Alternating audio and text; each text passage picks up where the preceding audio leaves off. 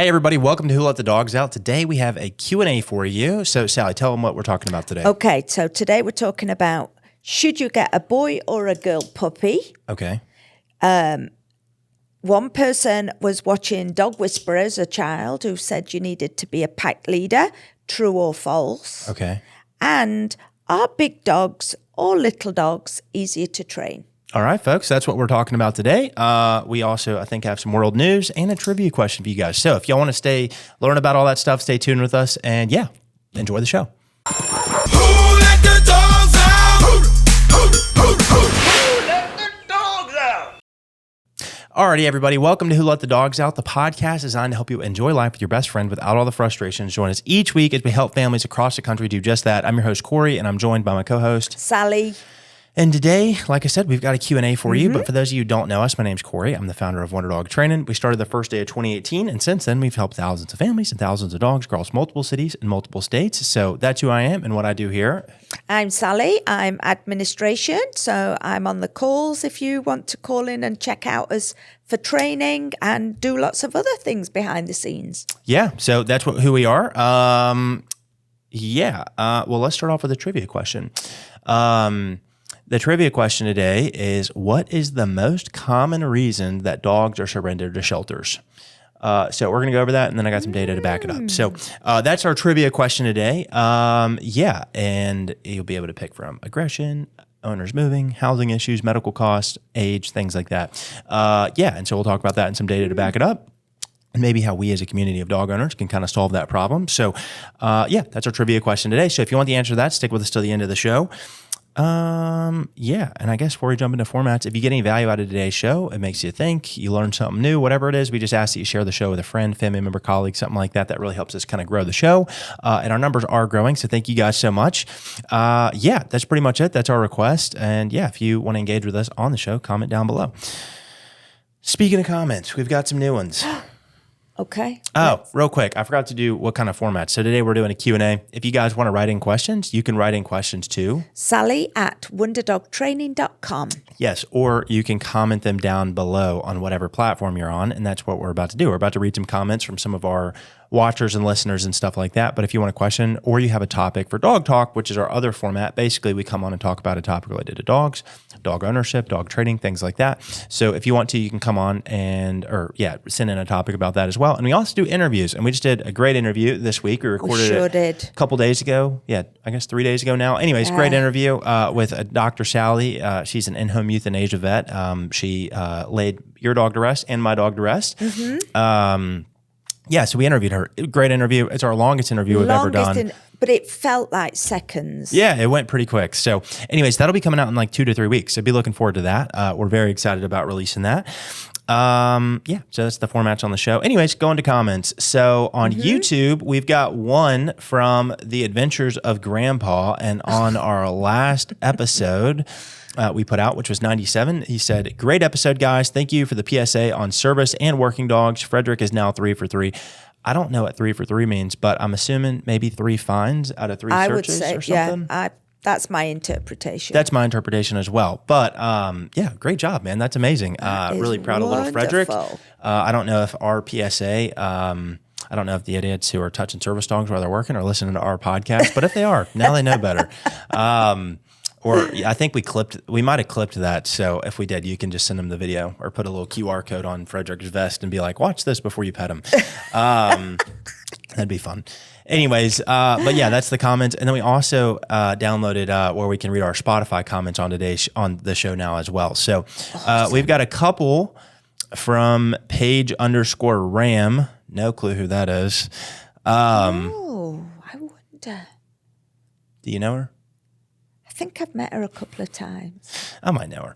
Yeah. Anyways, on our 777 puppy episode, it says favorite episode yet. That's also the episode right after we got engaged. So we talked about it. So she was very excited. Because before that, I kind of mentioned her briefly on the show, but I never name dropped her on the show. But now it's official. We're locked in, folks. We're locked in. About to be locked in for life. Anyways, the episode we did with you where it said, where I asked you questions. Yeah.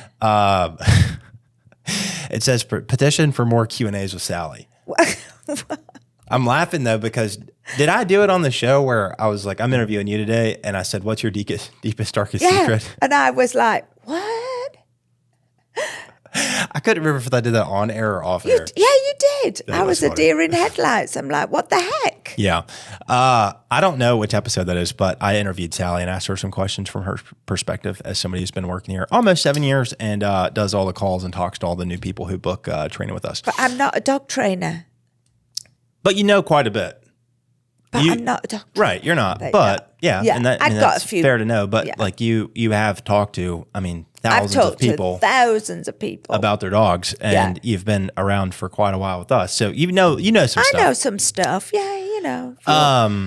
And then this was on episode 96, but Emily with Mackie commented Yeah. on Spotify, and she said, "Thank you so much for addressing this. I really appreciate your advice. I've tried giving people treats, like you said, and will continue to do so. It helps, but not every time. Hopefully, with age, it'll get better. Also, Mackie was dressed as Gary the Snail for the Halloween party."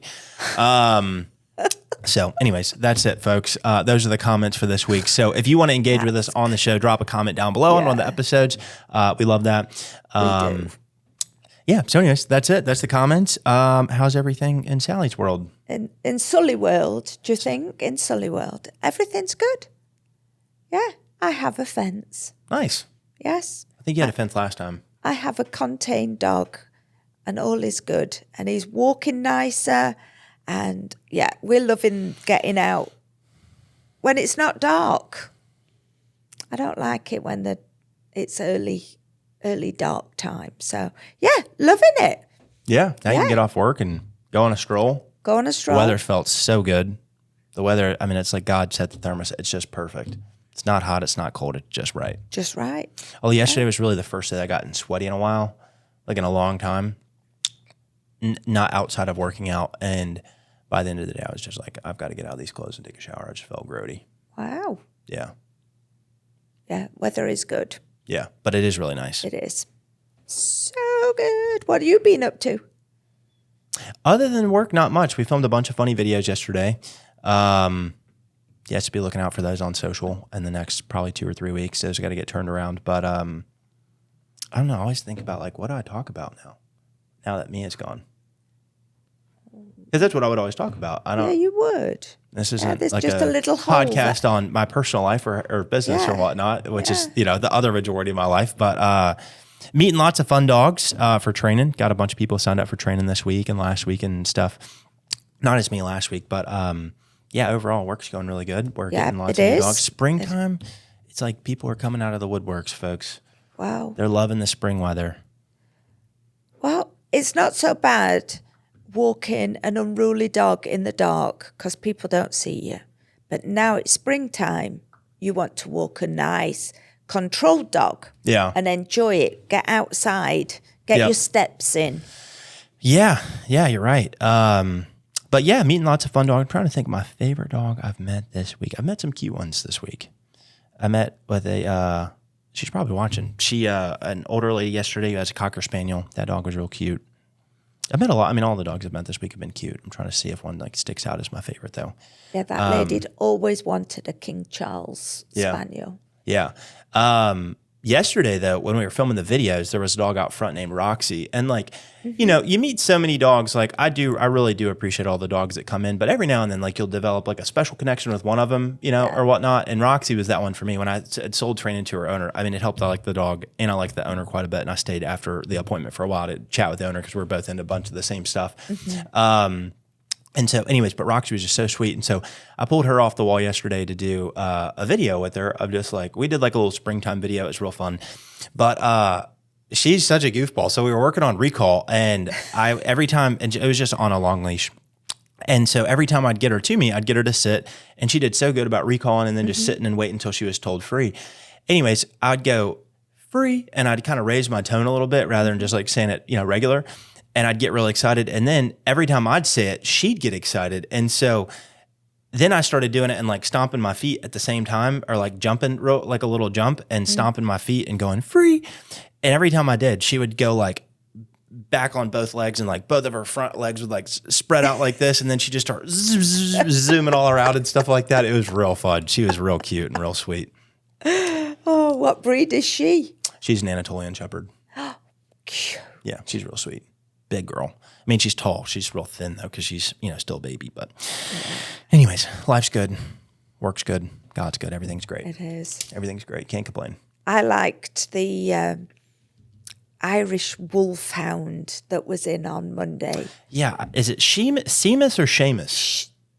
Seamus. I think it's pronounced Seamus, but It is, it looks like but it's Seamus. spelt Seamus because I did that wrong because it's Irish, isn't it? It is. So when I said, Oh, that's why Sean is spelled S-E-A-N, but it's pronounced Sean. Yeah. Okay. Yeah, got it. Yeah. So it's Seamus. Anyways, It's but yeah, we have an Irish wolfhound. he is just so laid back. Yeah, he's a big, Big boy. too. Yeah, So his family's so cute. great too. He's got owners that really love him a lot. Some fun, some boys at the house to play with and stuff. And they really just want him. He was already pretty good. Honestly, they just really want him like off leash and walk good and just be just some good example and stuff. fine-tuning. Yeah, but that is the tallest dog breed in the world. Yeah. Is it really? Mhm. Yeah, tallest. Not biggest in terms of mass. There are dogs that are bigger in terms of like mass, like mastiffs and stuff like that. Yeah. Which I guess might be why they're called mastiffs. Mastiff. Yeah, mastiffs. Anyways, but yeah, big old boy, super sweet too. He's just he's a good boy. There's something I was gonna say about him. No, I forgot. Anyways, yeah, no, he's a good boy. Is that breed always that chill? Oh, that's what I was gonna say. I told them, I'm like, I feel like I've met one or two, but I think that's the first one we've ever trained. Yeah, I think that's can't the first one we've remember. ever trained. Yeah. So I might have met one or two before, but maybe not. Maybe he's the first one I met. I couldn't really remember. I mean, Yeah, definitely met lots of. I can't remember in all my time that we've done an Irish wolfhound. Yeah. And, every now and then you'll get a breed that's very memorable in the sense But that, like, he's so gorgeous. yeah, I mean, because there's a lot of dogs these days that it's like, well, I've met a lot of dogs over the years, so Yeah. it's like, yeah, I've met a lot of dogs. So every now and then it's like, you meet one and you're like, oh, wow, that's a unique breed. I haven't met that before, Yeah. It's tougher to do these days just because of how many dogs I've met, but. Yeah. I was looking up the Irish Wolfhound. I was making sure. Large sighthound. Yeah. Yeah, the only thing I'd say like that would make me not want to get an Irish Wolfhound, well, that's just not really the breed for me. But let's say it was. Yeah. They don't live long. Do they? They only live like 7-8 years. Like their lifespan on average is like 6 to 10. Average is 7 or 8. And I don't know, losing a dog you love is just a real tough thing, Yeah, that's a short life. Any particular reason why it's such a short lifespan? Big dogs just live less Just long. because of the pure Yeah. size of the dog. I think. I mean, that would be my assumption. But Gotcha. yeah, Paige sent me a video yesterday of me and Mia on the 26th, the day that we left for our like last big trip or whatnot, and I made her like stay and I called her to me or whatnot. And she's like trying her best to run as fast as she can to me or whatnot and, struggling. And I told her, I just miss her a lot, I just miss her a lot. I miss her every day. She said, yeah, I know you do. And I'd said, it's just, I'm homesick for a dog that I won't see for a long time. You know, like I just, and she's like, that's probably the perfect way to describe it. I'm like, I'm just homesick for my friend that I won't see for a really long time. So, yeah, because it is true that saying. It's like life goes on. It's like, Well, like your world could be ending and be shattered, but for the rest of the world, life's happening. around you. Yeah. I mean, you just drive down the street the day you lose a loved one or something like that. And it's like all those people driving past you have no clue that your world's shattered. No. That's sure And realistically, they probably don't care either, honestly, which, I mean, they don't know me. So why would they? But I'm just saying it's just an example of like life goes on, Yeah. So anyways, all right, let's do question 1. Oh, absolutely. Oh, and that leads into this because you'll be doing this soon. So I already know the question. I'm getting a girl. we always had girls as well when I was growing up. But then I wanted a male dog. But anyway, so someone is getting a new puppy and they want to know, should I get a boy or a girl? What do you think? Should you get a boy or a girl dog? I'm going to say this overall. I don't think it really matters that much. I don't think it really matters that much in terms of like, I think it really comes down to preference, what you want to deal with, what you don't want to deal with, things like that. So I'll just kind of run through how I'm thinking about it. The biggest one's preference. Do you want a boy dog or do you want a girl dog? I think there are kind of like 3 kind of categories of relationships. You've got boy dog, female owner, and they can bond really well. You've got, maybe it's bigger categories. You know, you could do female dog and girl and woman, and they bond really well together. Same thing goes for males. You can have a human male and boy dog and girl dog and have like a really strong bond, you know? And so, yeah, so I think it's really just like preference. I've seen like great relationships. Like some girl dogs are like male dogs, like Mia liked men, me and my dad particularly. And, you know, just didn't really care as much for ladies. That's just what she was, you know? But there's a lot of like boy dogs who like their buddies, you know, the husband, you know, or whatnot. Their husband, their buddies with the husband, right? So I think it's just preference. It comes down to that first and foremost. I think in terms of trainability, I think they roughly train the same. You know, I think that girl dogs might be a little bit smarter in the sense that they're like less just dumb, stubborn. You know, boy dogs you can get a little bit more. Females were smarter and easier to train than males. I'd also say a little moodier though too. That is a fact. Yeah, that's a fact. Hormonally. Yeah, that's a fact. Boy dogs though, you know, they're a little bit more stubborn, and maybe I wouldn't necessarily say stubborn, but just a little bit less with it than girl dogs, I'd say. But also, you don't really deal with kind of the moodiness that you get with, you know, maybe a girl dog or whatnot, right? Yeah, and then what do you want to deal with? You know, like with boy dogs, you know, it's a dog that doesn't go into heat, you know. But as a result of that, you might deal with more like dominant behaviors, possibly, like marking stuff, humping, things like that, more than you might deal with in a female. Females could still hump and mark, but it would be less prevalent in a female dog, but you don't deal with heat. Yeah, so ultimately, I think it really kind of comes down to, you know, preference and what you want to tolerate and don't want to tolerate and stuff like that.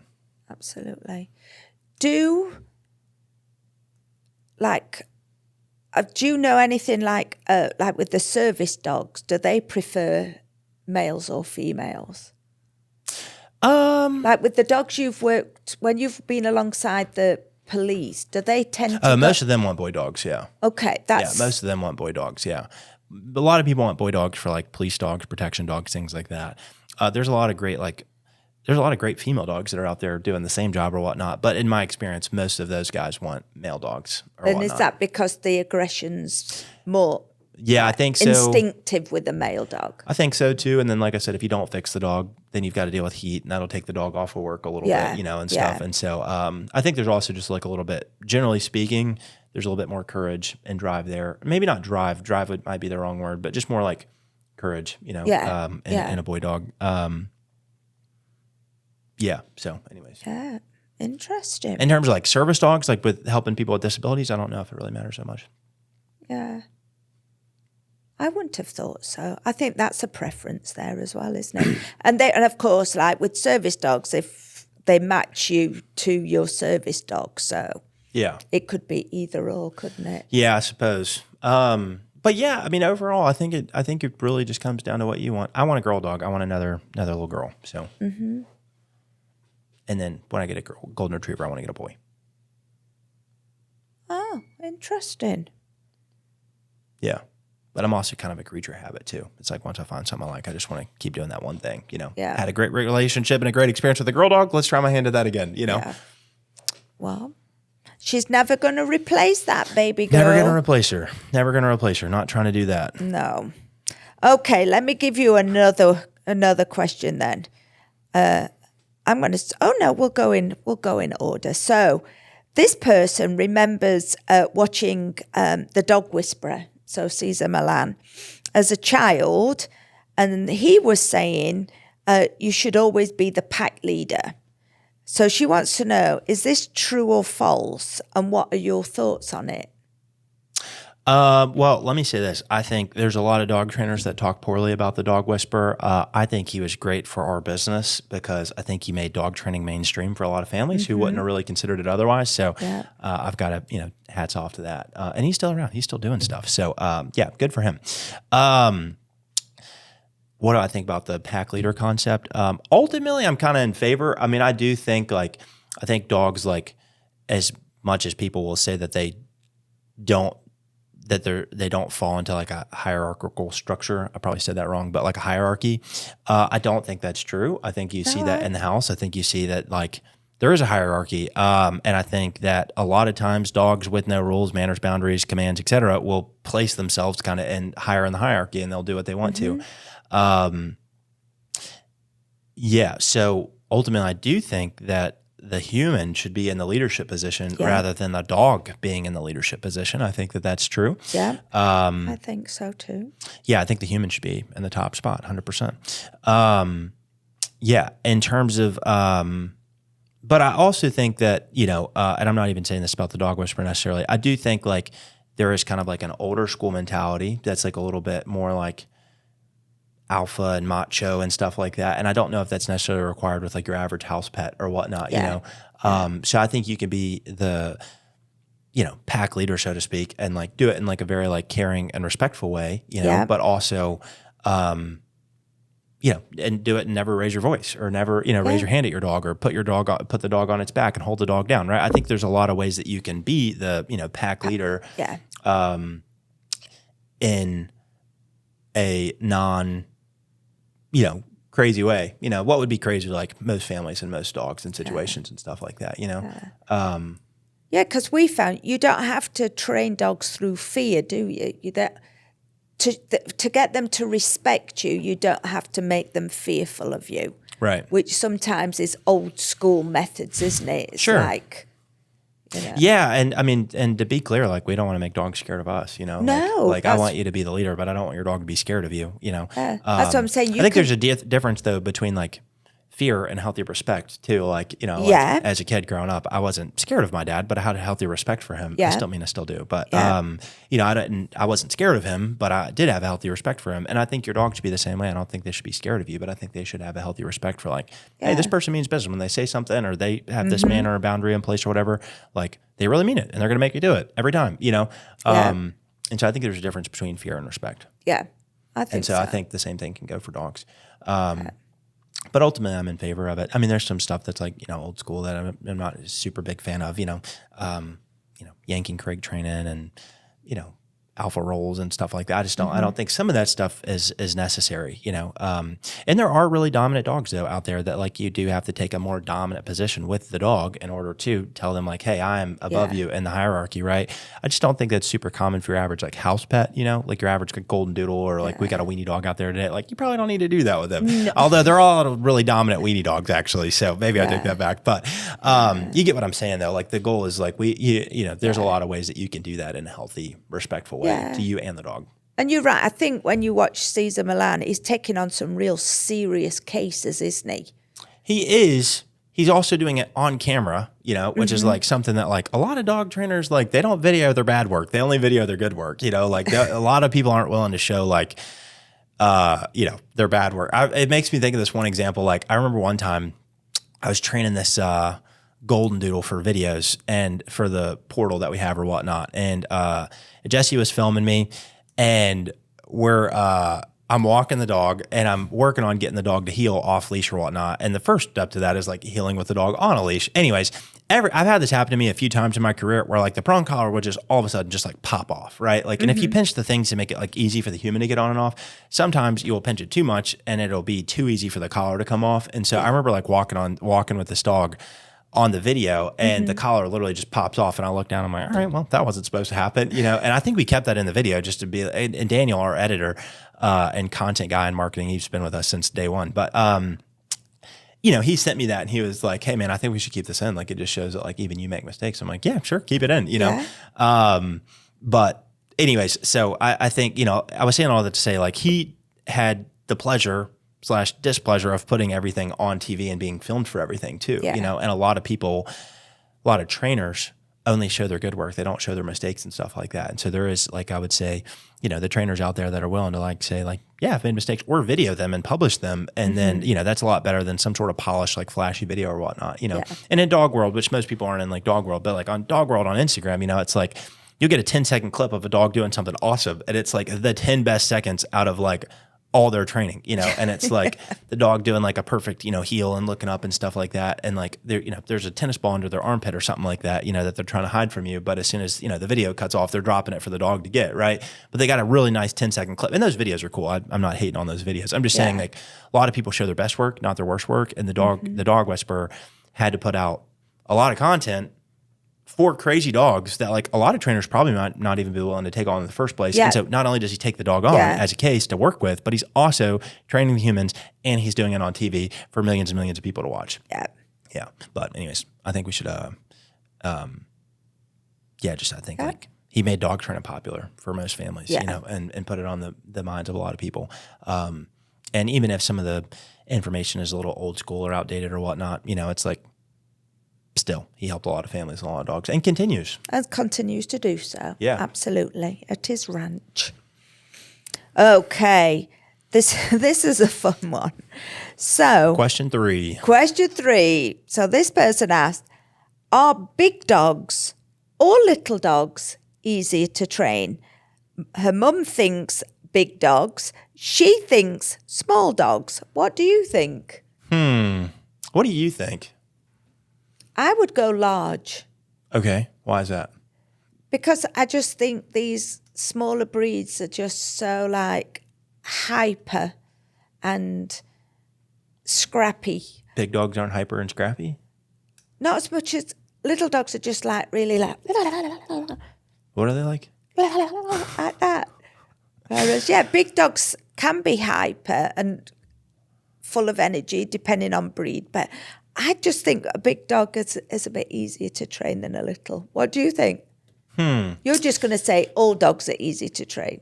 No, I mean, I think overall, I think how easy a dog to train is comes down to not the dog. It comes down to the dog itself. It's one breed. Some breeds are definitely smarter than others and less stubborn than others and more willing to please than others and stuff like that. So it comes down to the dog itself. And then 2, the human, basically. I think those are like the 2 factors that determine how easy a dog is to train. How consistent is the human? Is the human on it? Are they not on it? Are they on it some days, but they're not others? So I'd say those would be like the 2 main factors in how easy a dog is to train. I'll say this. You've got a lot of like big dogs that are very like smart, intelligent, willing to please, want to work, things like that. And a lot of big dog breeds that are like very just like ditzy, and don't, pay attention to anything and kind of stubborn and stuff like that. You've got some little dogs. I would say, I'm trying to think, like, I think overall with like little dogs though, most little dogs are like pretty smart and pretty with it, like, and I think there's a lot less little dog breeds that are just kind of like ditzy and out there than there are some big dog breeds. I do think little dogs clearly can be stubborn and stuff like that. But overall, I feel like, all year, like there's also a lot more big dog breeds than there are little dog breeds. I think because when I think of like little dogs, I think of like 5 or 6 main breeds, and so versus like big dog, I could list off a ton of breeds, So I think there's also just a lot more like options for big dogs than there are for little dogs. And a lot of little dogs are pretty smart and pretty with it, not saying that they're not stubborn or anything. So, but yeah, so anyways, a definitive answer. But then you also have to consider too, big dogs, while stronger, there's a lot more mass to handle. And so it's like, if I need to like get the dog to sit and the dog doesn't sit, if I need to like pull up and push down on the dog's butt or something like that, to actually kind of make the dog sit if they don't, there's a lot more to pull on, a lot more butt to touch to help them get to the ground versus a little dog. I'm huge too. I'm 6'5". So I've got to go a long way down to get to a weenie dog to like give them a little pull and a little push. You know what I'm saying? So, in terms of easier, it could be like, well, okay, like, how strong are you? Can you handle a big dog? How short are you? How tall are you? Things like that. And so I just think there's a lot of factors that go into the question. Just for funsies though, if I had to pick one, I'd probably go big dogs. I'm wondering if I'm getting the feeling that it's harder to train little ones because they just get away with so much because they're so cute. That I think, yeah, and I'm glad you brought that up because I forgot to say that. But yeah, we definitely train. It's 80-20 for sure. 80% big dogs here. And by big, I mean dogs that are over like 25, 30 pounds. That'd be like medium to big. Medium to large. Small would be like anything. We would consider small anything like 25 and under, basically. So it's 80-20 though, for sure. Yeah. Like out there today, there's definitely 80% of the dogs out there today are big, 20% are small, right? Yeah. So in terms of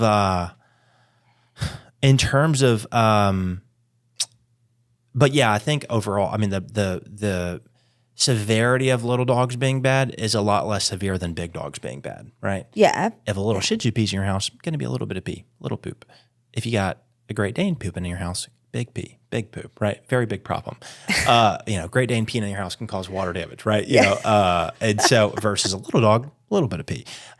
Jumping on grandma, Shih Tzu jumps on grandma, not great. Probably not going to knock her down, maybe unless the dog trips her. Great Dane jumps on grandma, grandma's going down. Grandma's She's breaking down. a hip, So pulling on the leash, Shih Tzu pulls, it's like, all right, I could probably still do that and like hold the leash with 2 fingers, maybe 1. Great Dane pulls, I need, at least a hand, maybe 2 on the leash, right? And so I think the severity of little dogs being bad is a problem, or is the severity is less of a problem. And so that would result in less people getting their little dogs trained. Yeah. For example, Frenchies. Frenchies, #1 dog breed in America. Love it or hate it, #1 dog breed in America. Yeah.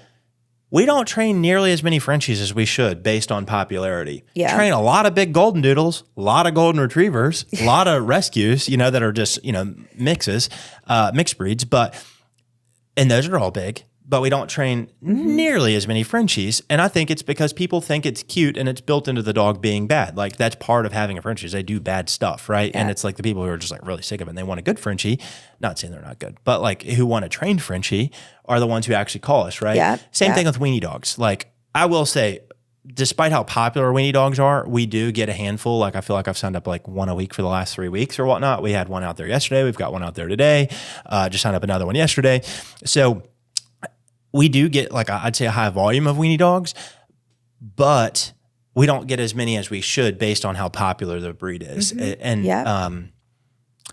But I think there's also different levels of bad. Like weenie dogs are like stubborn and loud. Frenchies are normally just like stubborn and bad, at least for all they aren't super loud, and it's like tough if your dog's like barking at literally everybody, and weenie dogs have a tendency to be very loud dogs, So anyways, all that being said, like I said, if I was picking a breed, picking one of the 2, big or little, I would go big. If I was, just picking it for funsies, I'd go big. Dogs are easier to train than little dogs. But like I said, comes down to a lot of factors at the end of the day.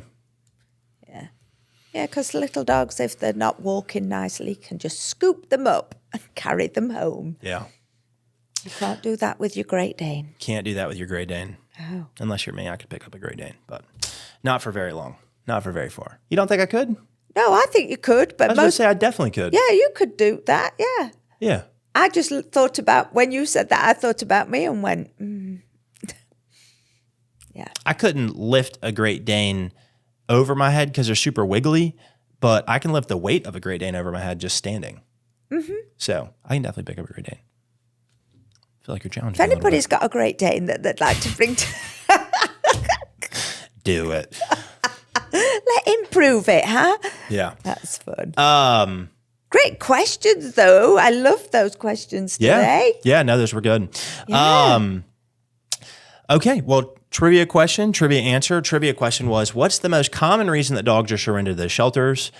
And so we're going to let Sally guess from our multiple choice. Okay. Is it A, aggression, B, owners moving or housing issues, C, medical cost of the dog, D, dog being too old? I'm going to say aggression, but I'm going to say that these dogs that are being returned aren't aggressive. I should imagine they're reactive and people think that it's aggression. Probably. What was the answer? The answer is B, housing issues / owners moving. And it says a huge percentage of dogs surrendered to shelters are simply there because the owners move somewhere that doesn't allow pets or has restrictions. And I'd asked for some data to go with it. And it says a large analysis of shelter intake records found that housing issues are one of the top reasons that dogs are surrendered. Housing issues accounted for about 13.7 of owner surrenders in a multi-shelter data set. Another study analyzing relinquishment reasons found housing problems made up about 21% of dog surrenders, making it one of the leading causes. Additional that's shelter record studies sad. show that housing moving accounts for roughly 18% of rehome or going to the shelters. Yeah. Again, placing in one of the most common reasons. Yeah. Anyway, so that's the answer. My thoughts on that are, number one, I get it. There are certain people in certain phases of life or financial situations where it's like, you got to move. You're moving somewhere you can't take the dog. I totally understand that. I can relate and I can feel for those people and stuff. I guess can't relate because I would never move somewhere that Mia couldn't go whenever she was alive. However, I can empathize with that situation, of being in a situation where like you can't move somewhere with your dog, right? However, man, I would say sure try, because that would be, golly, that'd just be so rough. Developing a relationship with a dog for a year, 2 years, 3 years, whatever it is. It's even sadder when it's old dogs, who've had a whole life at home and then now they're, gone. That's very sad. So I would say really, really give it your best shot if you could. Well, you did have a similar situation. You weren't allowed to take Mia home for a while. And she was boarding at the kennels, wasn't she? Well, that's her getting kicked out. That's different. She got kicked out of the house. She was allowed to be there. She just got kicked out of the house. Okay. And then she got to come home because she was a good girl. Yeah, but I'd say, man, sure try. Yeah. Sure give it your best shot. That is so sad. Yeah. So sad. Yeah. That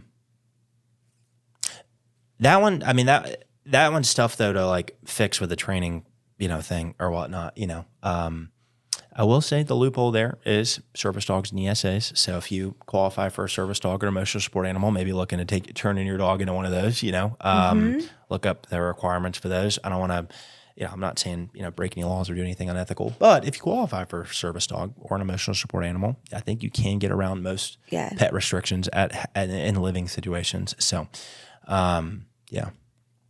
Gotcha. Well, do you want to hear my world news? Oh, I did trivia for world news. Go ahead. That's okay, because I got a couple. So, one from the UK. This week is Crufts, which is the Westminster Dog Show. Mm-hmm. Big thing. It's like Wimbledon of dogs. All right. To be the champion. So, statistics. 20,000 dogs have been entered into this dog show. Okay.